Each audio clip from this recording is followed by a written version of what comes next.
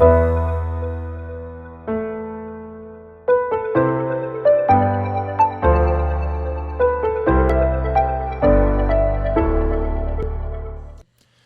right.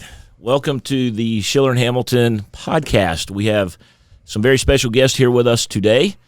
As most people know, we handle personal injury and we fight bullies all the time. So it was a pretty natural fit to have and sponsor an organization out of Beaufort. They came up today, rode up from Beaufort. We have Bikers Against Bullies here today with us. We have Zane and his wife, Melissa. And Moose over there in the corner. And Moose over in the corner. So, Zane. Yes. Tell us a little bit about Bikers Against Bullies.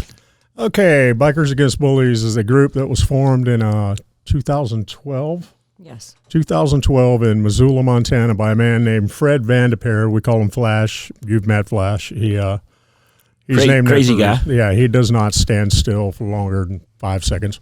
Anyway, it started by him and his daughter when they thought that there had to be something that Bikers Against Bullies could do.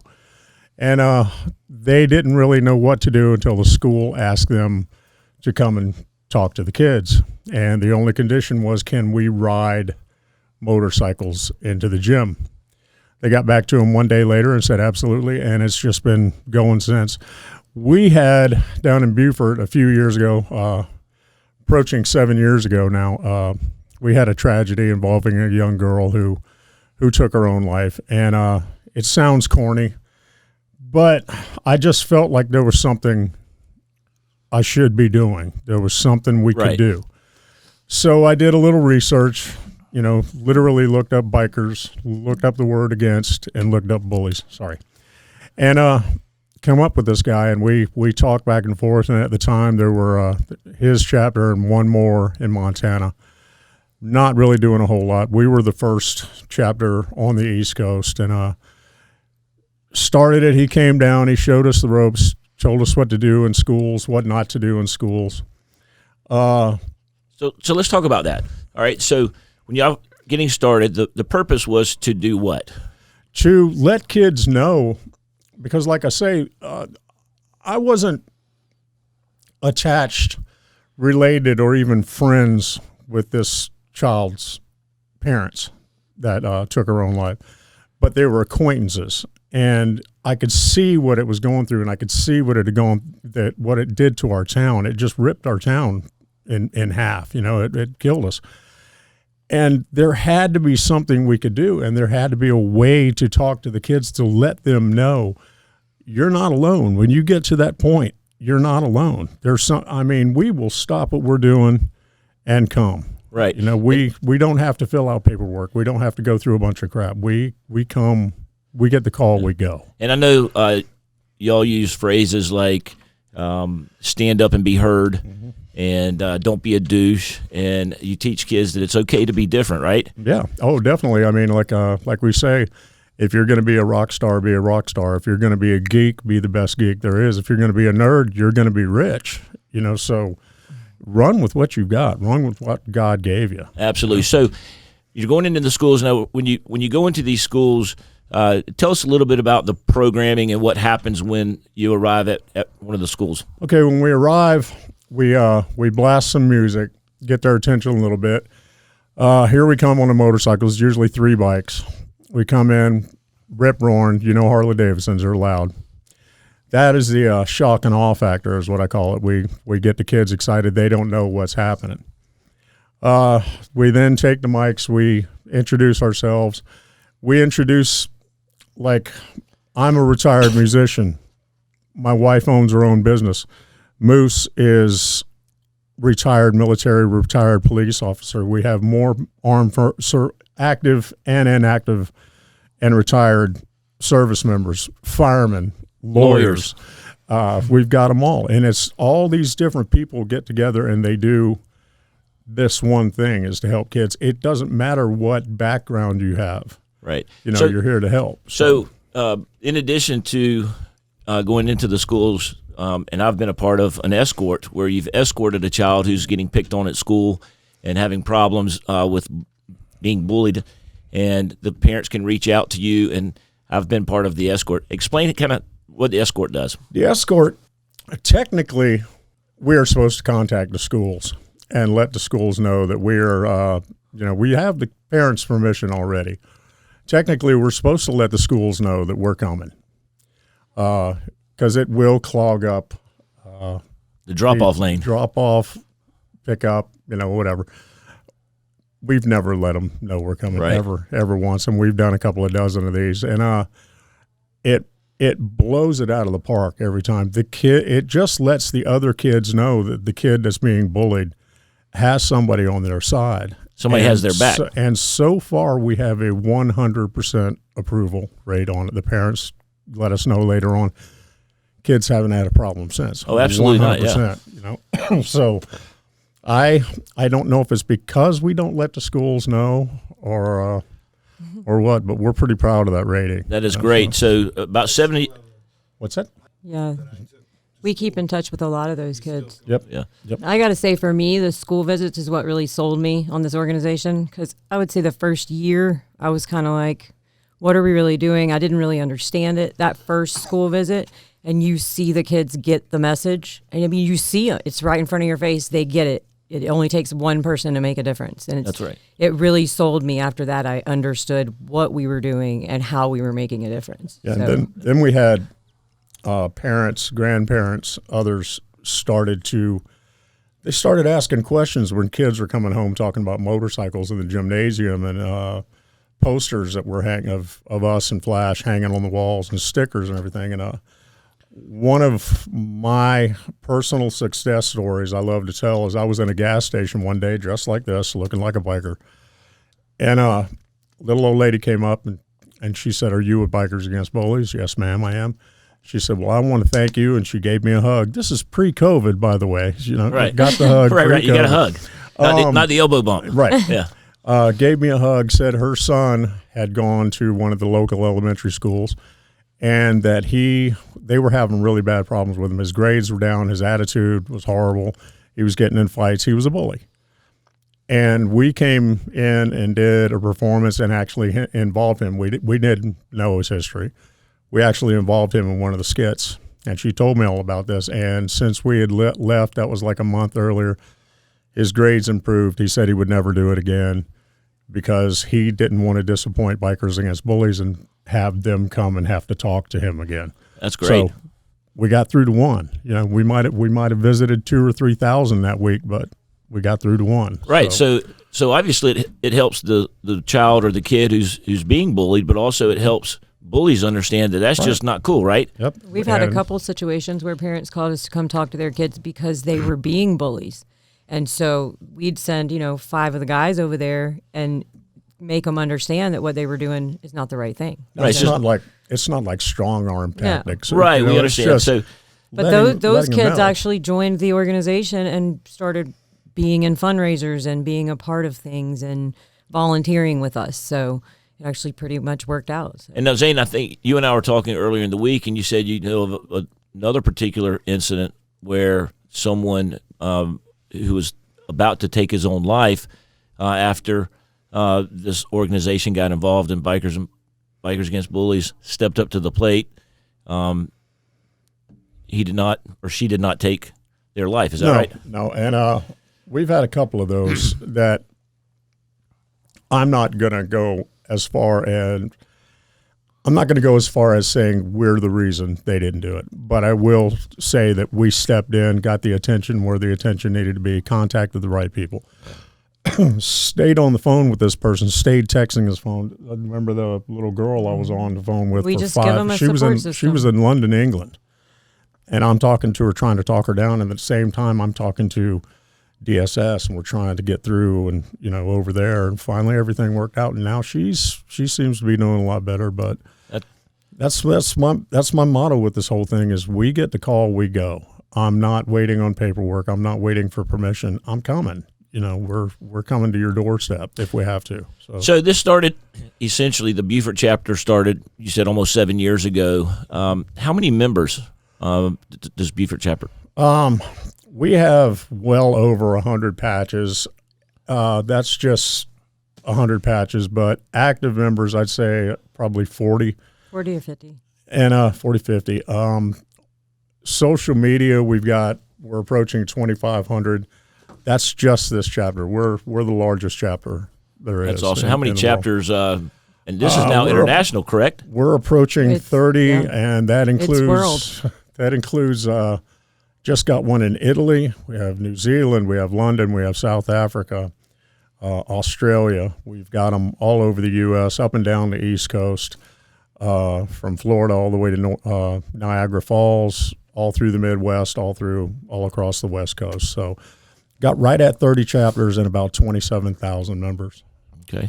So obviously it takes a lot to organize events and tell us about some of the events you do to raise money for the organization so that you can do some of these, because I know y'all hand out a lot of swag, right? I mean, it's kind of cool to give the kids a T-shirt. I've been with you when a kid got his Bikers Against Bully T-shirt. We did it on the way here this morning. Yeah. Not a T-shirt, but right. Every school, kids in the parking lot. Here you go. So every kid in every school gets a wristband, a sticker, and a poster every time we go to a school. So that's thousands a year. Right. So tell us what you do. How do you raise money? Because this is a nonprofit organization, Bikers Against Bullies USA. 501c3 registered.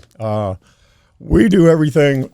Excuse me. We do everything from our runs, our annual runs, which you're talking about a poker run. Excuse me. You're talking about a poker run. Yeah, our It's version different. of a poker run. The concept is a poker run, but we got kind of bored with the going and picking a card and going and picking a card. So we came up with the absolute dumbest, most immature games you could come up with. Remember football, desk football when you were a kid? Oh, absolutely. We enlarged it and made it a huge game, but you still had the little triangular shaped football. Just as goofy as we could get it to make it to where everybody enjoyed themselves, make it as big and over the top as possible. And it's been a success. The first year it was okay. The second year it was better. Third year it was even better. Then I believe the fourth year was a hurricane. Hurricane came and wiped us out. But we do that. We do other fundraising, just small fundraisers. We do the chili cook-off every year. That's gotten bigger and bigger. Chili cook-offs. We do little things like that. We also do. We've always got the donation jar off, but we don't care. It's right. If you donate, great. If you don't, but great. Organizations and individuals who would like to give, they can donate money or give money to help sponsor maybe one of your events. Absolutely. Or just donate directly. How would one get in touch with you? Through your Facebook page? If they want to get in touch with you and say, hey, listen, we love what you guys are doing. Yep. We would love to give to your organization. Yeah, tell us how they do that. For our chapter, that would be Bikers Against Bullies USA, Beaufort, South Carolina chapter. Then there's just Bikers Against Bullies USA. I believe and there's a link on the national site. There's a link to each chapter. Yeah. So you can see all the different places. And they also have a new one. I believe I've got it right when it's bikersagainstbulliesusa.org. Yeah, BABUSA.org. And but they all take you to the same place. Always taking donations. That's very secondary or even lower on the totem pole. But membership also, I would assume, is important too. The more members you have, the more that can help do some of these events and get the word out. How would one become? Oh, here's the thing that you explained to me earlier is that you don't have to be a biker or ride. You don't have to have a motorcycle to be a member of Bikers Against Bullies. Is that correct? No, you do not. If you're there with the right intentions and you're there to help kids, and that's the thing, we don't just help kids, we help adults. Anybody, bullies come in all sizes, all shapes, grown. And you're certainly helping the parents when their kids and we're being bullied. So anybody that wants to join up, we'll have a talk, we'll line it up, and we have a lot of cars that follow us and come to all the events. I call it the minivan brigade. Or the cage. There's some that are in the cage. Yep. Yeah. We have kids that come. We have designated time for kids, and it's all family. It's all about kids. And then there's times where it's okay. Here the biker side's coming out, and might want to take Well, the of course, side, I'll tell you a quick story. I kind of sat on the fence a little bit. I didn't want people to feel, because I'm an attorney and I do personal injury and workers' comp, that I was kind of injecting myself into your organization so that I would have the benefit of perhaps helping some of the members.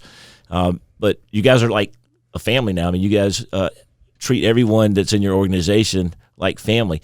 My daughter is the one that finally, it was Melanie, said, "Dad, what are you waiting on? Why haven't you joined these guys? They're great. You always love doing the events with them. You love, being there." It was after we did the one on Paris Avenue. The rides at 78. She goes, "Dad, what are you waiting on?" So anyway, so my whole family are members, and they love their swag that they recently received.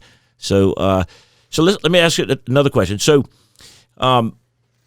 if someone wanted to, who's hearing this podcast, who rides or wants to organize a chapter, maybe here in Rock Hill. We came up obviously today from Beaufort, which was an absolutely beautiful ride. Perfect.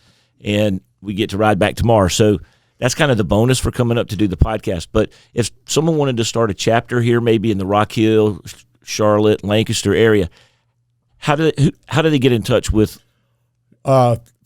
First person you need to get in touch with is me. Okay. I'm the East Coast liaison. I cover the East Coast. Get in touch with me. I ask a series of questions. We talk a little bit, see how serious you are, because there's a lot to it. And, also we're working with kids. We've got a little bit to go over. After that, I get in touch with Flash. We start banging our heads together, come up with a few more questions. It's a little bit of a process, but naturally it's a bit of a process, and then if accepted, we start a chapter. So they need to be screened, obviously. They need to be willing to do this for the right reason. There's a bit of a vetting process. Right. So it really is about the kids. Yeah. So this isn't just a riding club or an MC. We are not an MC. We are not an RC. We don't have 3 patches. We have one rectangular patch, and that patch is not for bikers. That patch is an advertisement for kids. They see that patch. It makes them feel safe. That's the reason we wear it. Right. And there's nothing that says you have to wear that patch to be a member. Nothing. Right. Unlike MCs and RCs. Correct. Right. And they have all different purposes depending on which club. But here in South Carolina, how many chapters are there in South Carolina? We have Beaufort. We have the Lawrence, South Carolina chapter. We have what is Grizzlies chapter? Aiken, Augusta. Aiken, Augusta area. And I think that's it for right now. Three in one state. And then Alabama and Tennessee. We're kind of lacking in Georgia and North Carolina. We're here in Rock Hill, and we're right on top of North Carolina, so do we still give have me a Triangle? phone call. Is there still Triangle chapter? No, they are no more. Okay. They are no more. So certainly if they want to get in touch with you, is it better to get in touch with you by email or a Facebook? Reach out on Facebook? Email would probably be best, or Facebook Messenger on the page. What is your email? Okay, ready? It's nzaneasylum. At gmail.com. At gmail.com. Nzane, INZANE, ASSILEM. That is my old nickname, and her name spelled backwards. And then that's at makes Nzane Asylum. So there you go. nzaneasylum at gmail.com. Awesome. Well, it's a little bizarre, yes, but it works. Well, hopefully some folks will reach out to you, because obviously what you guys do is amazing. I've enjoyed being a part of your group. And like I said, it is like family. And what you guys, I've seen it with some of my own clients, the kids that you guys have stepped in and helped them to stand up and be heard. It's amazing how quickly the bullying stops. And, of course, I'm sure, as you know, kids can't get away from bullying today. So how does one identify? Talk to us a little bit about how someone can identify, or things that they should be looking for if they're concerned that their child might be getting bullied. Are you talking cyber or? I mean, because I'm sure you hear parents all the time come to you, and they see the signs, and they probably share that with you. What are some of the common things that you see kids dealing with today? A lot of it has to do with, let's not use a big word like depression, but a lot of it does have to do with a kid's attitude will change. Things that he used to get excited over, he's not getting excited over anymore. A little bit of withdrawn, appetite down. even getting aggressive with family or friends. Being angrier than usual. Yeah, is one of the things. Grades going down.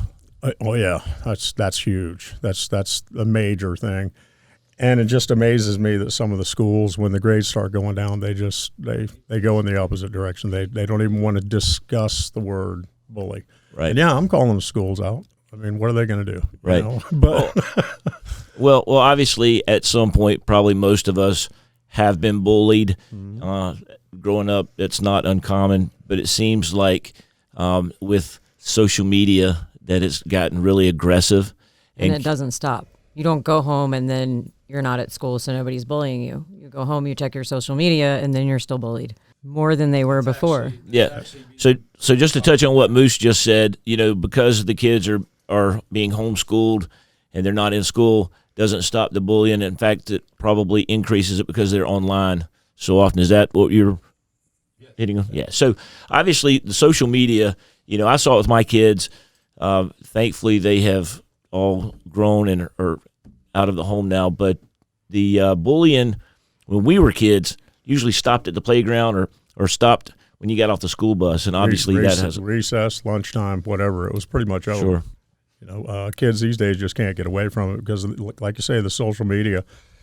And my advice to any parent is monitor. Some people think it's an invasion of privacy. I don't see it that way. That's your kid. Protect your kid. Go in and check. Look. Open up some messages. Find out what they're talking about. Use the parental controls that are provided by the different apps. Make sure you're making sure of what they're using. I mean, it's really the only way. And sometimes the bully may be a parent or a family member. Oh, I believe you've had a situation not too long ago where there was a child that was in a bad home situation. Yep, Can you tell us just a little bit about that? There's quite a statistic on that. I believe it's 27% of bullying. The kid that is the bully, 27% of it is because of the family life. Not necessarily physical abuse, not just mental abuse, a combination of everything, but their home life is horrible. We have actually been in the living rooms with this and watched it happen. And talk about something that'll, bring you down a peg or two. It's like you want to kill somebody, you do, but you got to think, what you got to do. Right. It's amazing how bad some kids have it, and it's really unfortunate. And you would never know except for them acting out in a certain way. From an appearance sake, it's nice clothes, nice this, nice that. They look like the epitome of a happy kid, but they're not. Their home life is horrible. And kids mimic the parents quite a bit, and unfortunately they see learned behavior. It is learned behavior. So I always tell my daughters, date somebody that treats their mother well. It doesn't take much to be kind to someone, and it's what people tend to forget.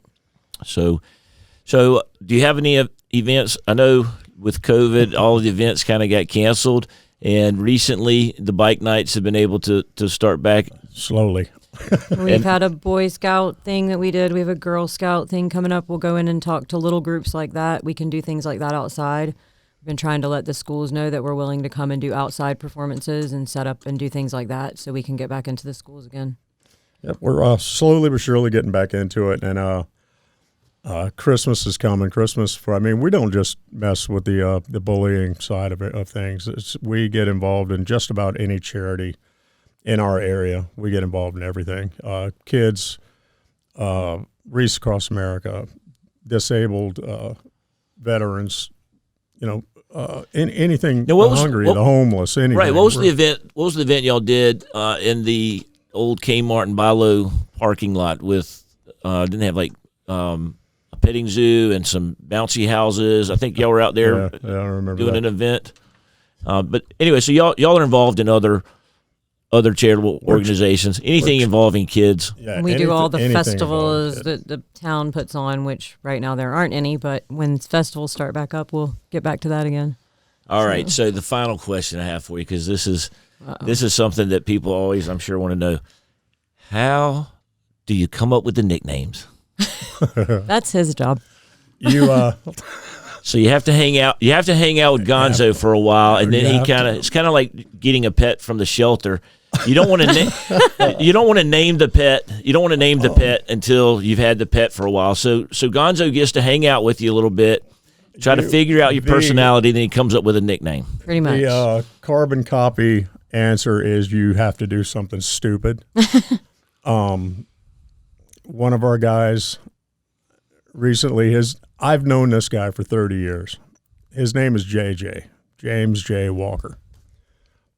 We call him JJ. He's been JJ for 30 years. I said, dude, you're stuck with the name JJ. You'll be nothing but JJ. Well, he got in a bike accident. Thankfully, he's okay. Everything's fine. He's recovering. Everything's fine. His sense of humor, when we're all worried about him being in the hospital, this guy, his wife sends me a text and said, he's in a better mood today. He wants to know if he can change his name to Faceplant. So I'm like, yep, we can do that. Would be a good one. You know, so it's just like you're a lawyer, you're a counselor and judge. We went with gavel. Okay. Thank you. I know you ignored all of the list of ones that I gave. I had all these like great ideas. Oh, yeah. He never wants you to like your name. Yeah. Oh, no. So I made that mistake. Melissa, you should have given me that information I'm sooner. sorry. I think I'm not allowed. So I lied to you. That was not the last question. All right, Zane, how did you get Gonzo then? Who gave you Gonzo? Flash. Flash did. Flash okay. did. So tell us about Gonzo. We were in Daytona for Bike Week with Gary, who is now Batman. He's been Batman forever. But we were hanging out, and he told me he was going to go into this long spiel of naming Batman. When we got to a calm part of the day, he was going to name Batman. He was throwing me off the trail is what he was doing. He said, okay, man, when I take naming people really seriously, it's something I have to be around you for a while. Same thing, you know, I have to really trust you and see what you're all about. And I'm sitting there I'm giggling, you know. I'm like, yeah, this is great. He's going to name him Batman. And he's looking right at him, and then he shifts and he looks at me and he says, Zoe. So your new road name's Gonzo. And I was like, no, we're doing him. And he goes, no, that was to throw you off the trail. You're going to be Gonzo. And I was like, but I don't necessarily like Gonzo. And he goes, done deal. Done deal. You're not supposed to like it. Yeah, you kind of did me the same way. Mm-hmm. Yeah. So, but he said it was because you're so...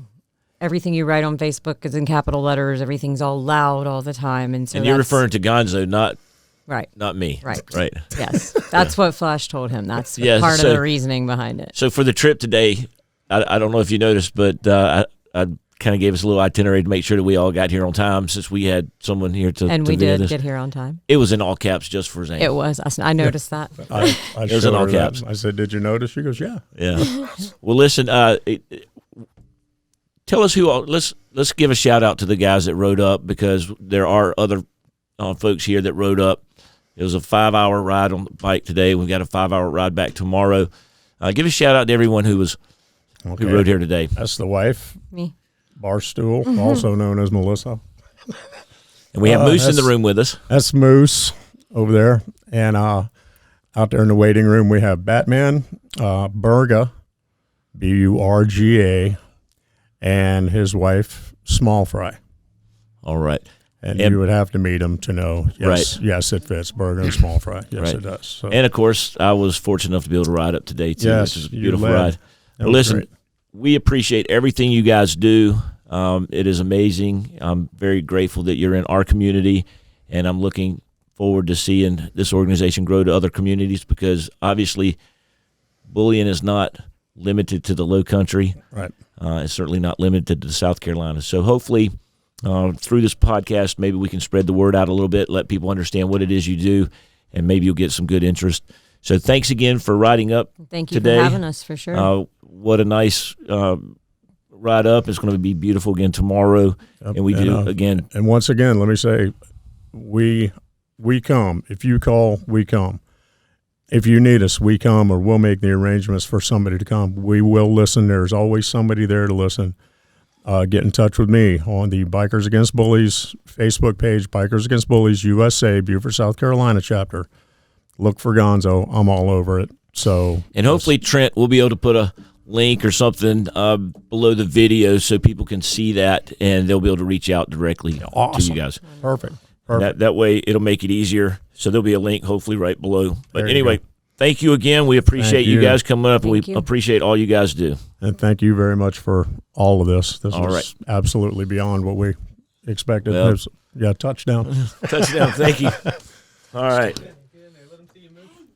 Don't be calling me in the middle of a podcast. My phone's going off. I'm going.